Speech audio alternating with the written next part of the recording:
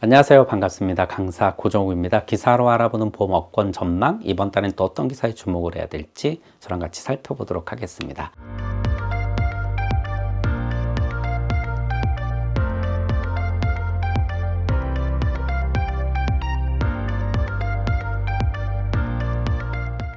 네, 첫 번째 기사입니다. 2018년 11월 실손보험을 가입한 소비자입니다. 구실손이죠.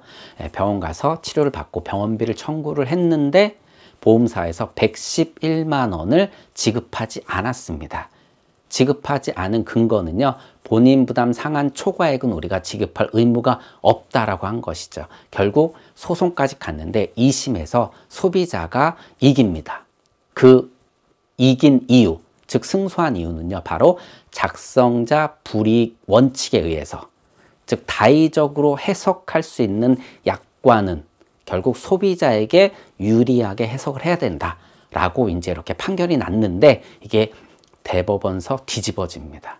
결국 본인이 최종적으로 부담하는 부분을 보상해 줘야 된다라고 하고, 결국 다의적으로 해석될 수 없는 부분이라고 하면서 보험사가 이기면서 이렇게 판결이 나온 겁니다. 뭐 다 아시다시피 표준화 이전 실손이 이 본인 부담 상한 초과액이 문제가 됐었던 것이고, 그 약관이 이제 굉장히 불명확하게 써 있었죠. 뭐 쉽게 설명을 드리자면, 예전에는 그냥 병원비라고 써 있는 거를 이제 표준 약관에는 네가 실제 부담한 병원비, 뭐 이렇게 이제 조금 자세하게 명확하게 써놓은 건데, 이 부분에 대한 해석의 문제가 결국 이제 2심서 승소의 근거가 됐던 것인데, 이것이 이제 뒤바뀌면서 결국은 본인 부담 상한 초과액은 실손해서 지급 대상이 아니다라고 판명이 된 것입니다. 자, 뭐 결과가 어떻든 간에 이 결과를 이제 우리가 받아들일 수밖에 없다라고 저는 생각을 하고요. 예.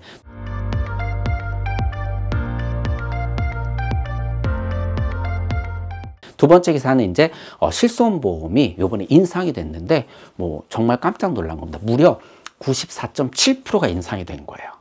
자, 실손 인상 90 몇 프로씩 인상될 수 있나요?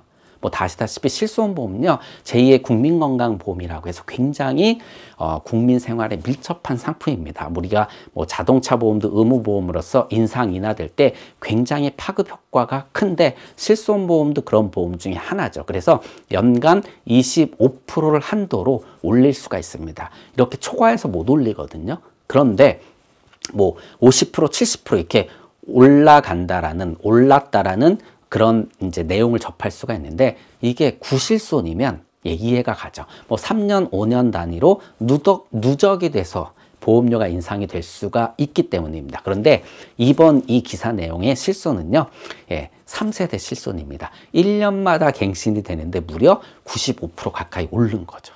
자, 왜 이런 일이 벌어졌느냐? 결국 소비자가 민원을 냈는데 금융감독원에서 돌아온 답변은 그럴 수 있다. 왜? 보험사가 재정상 어려운 상황에 처하면 이 25% 한도는 상관없다. 그래서 금융감독원이 이 재정적으로 어려운 보험사의 재정 상황을 어떻게 보면 감안하기 위해서, 우리가 이제 여기서 이제 경영 개선 협약이라든가 개선 권고 이런 시정 조치를 받은 보험사들은요, 이 25% 한도를 지키지 않아도 된다. 그래서 이렇게 굉장히 높이 보험료가 올라가서 이런 이제 일들이 발생될 수 있다라는 거 우리가 좀 알고 있어야 된다라고 해서 제가 이 기사를 갖고 왔고요. 어떤 보험사든지 이런 일들이 발생될 수 있겠죠. 물론 이제 그래서 이제 보험사의 재정 상황 같은 걸 좀 봐야 된다라는 거고, 이 소비자가 이제 좀 억울한 부분은 왜 보험사가 운영을 잘못했는데 내가 그 피해를 봐야 되느냐, 이런 식의 이제 억울함을 호소했던 그런 내용입니다.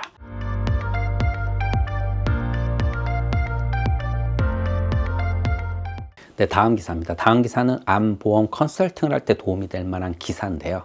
자, 암 환자는요, 아무리 암 치료 기술들이 좋아진다라고 해도 지금 환자는 늘어나고 있습니다. 이건 치료 기술과 별개죠. 그만큼 고령화, 그리고 서구화된 식습관 때문이라고 합니다. 자, 암은 침묵의 살인자라고 합니다. 암이 내 몸에 있어도 우리가 통증을 못 느끼다 보니까 암을 키우게 되는 경우가 많다라는 거고, 결국 이것이 치료 목적에서 보게 되면 조기 발견이 얼마나 중요한지를 얘기를 해주는데, 5년 생존율을 보게 되면 암을 조기에 발견했을 때는 64%까지 치솟는데 말기에 발견하게 되면 6.1%로 엄청나게 떨어집니다. 그래서 정부 입장에서 보게 되면 결국 이 암 조기 발견 기술에 집중을 할 수밖에 없고, 의학 관련 이 사업을 비즈니스를 하는 업체들 중에서도 이런 쪽에 굉장히 집중을 하는 겁니다. 자, 이번에 체열만으로 암이 있는지 없는지, 그리고 어떤 암이 있는지, 그리고 이 어느 정도 진행이 됐는지 이것들을 판단할 수 있는 그런 기술이 이번에 이제 개발이 됐다라고 합니다.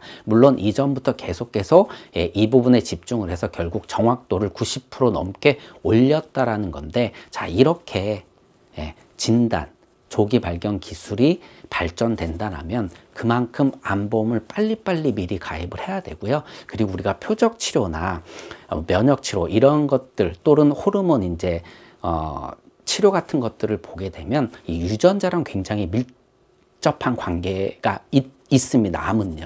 그래서 저는 뭐 암을 조기에 발견해서 치료하는 것도 중요하지만, 어떻게 보면 이런 유전자가 결국 암을 또 재발하는 쪽에도 굉장히 큰 영향을 미치기 때문에 암 보장은 앞서 말씀드린 것처럼 빨리 가입하고, 그리고 좀 크게 가입해 놓는 게 좋다. 결국 이것이 나중에는 굉장히 경제적 부담을 줄일 수 있다. 뭐 이런 이제 컨설팅 방향을 제시할 때 고객분들한테 얘기할 수 있을 것 같습니다.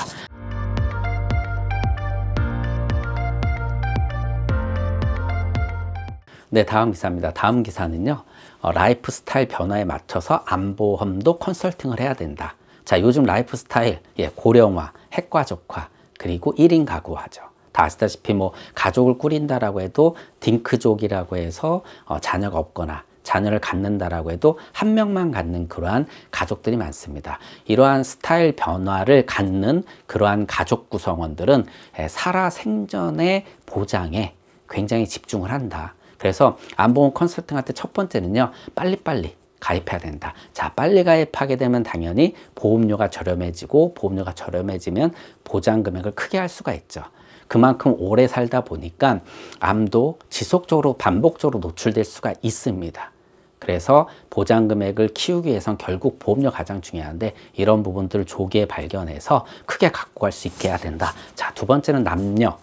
다른 컨설팅이 제공돼야 된다는 것이죠. 남녀, 당연히 1, 2암이 다르고, 또 연령대별 발병률이 높은 암들이 다릅니다. 뭐 예를 들자면 여성 같은 경우 1, 2암이 뭐 갑상선암이나 유방암인데 40대, 50대, 60대 이때 피크를 친다. 이런 것들을 이제 컨설팅에 반영을 해야 되고요.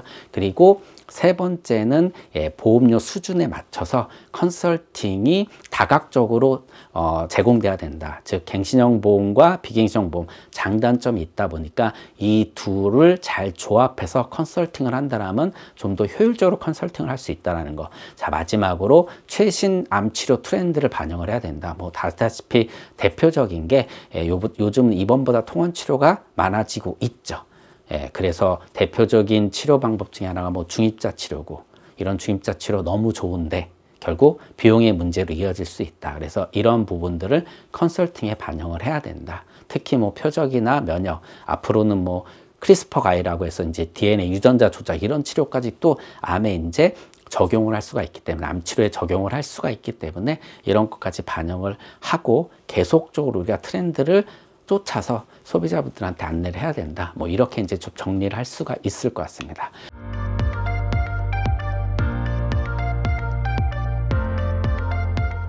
자, 마지막 기사는요, 90세까지도 가입할 수 있는 장수보험이 나왔습니다. 자, 우리가 예전에 뭐 90세라면 뭐 말도 안 되죠. 보험을 가입할 수 있는 나이가 아닌데, 이제는 90세도 보험을 가입할 수 있게 되었습니다. 그런데 너무 제한적이라면 사실 무용지물이 될 수밖에 없겠죠. 뭐 사망만 보장한다? 뭐 보장을 한다 그래도 가입금이 굉장히 적게 되면 뭐 이런 보험을 뭐하러 가입해? 이런 얘기가 나올 수가 있는데, 해당 보험 상품은요 90세까지 가입할 수 있고, 담보도 굉장히 다양하고요. 여기다 가입 금액도 꽤 높습니다. 그래서 이제는 뭐 90세 보험은 쳐다도 볼 수 없는 그런 나이가 아닌 이제 시대가 된 거고요. 이 회사가 이렇게 이제 신상품을 출시하게 되면 뭐 다 아시다시피 경쟁 상황에서 더 좋은 상품들 당연히 연속적으로 출시될 수 있을 것으로 보입니다. 그래서 이런 부분들도 계속 우리가 눈여겨보면서 어떻게 보면 보험 사각지대에 있던 부분들을 새로운 소비자로 끌어들일 수 있다라고 저는 생각을 합니다.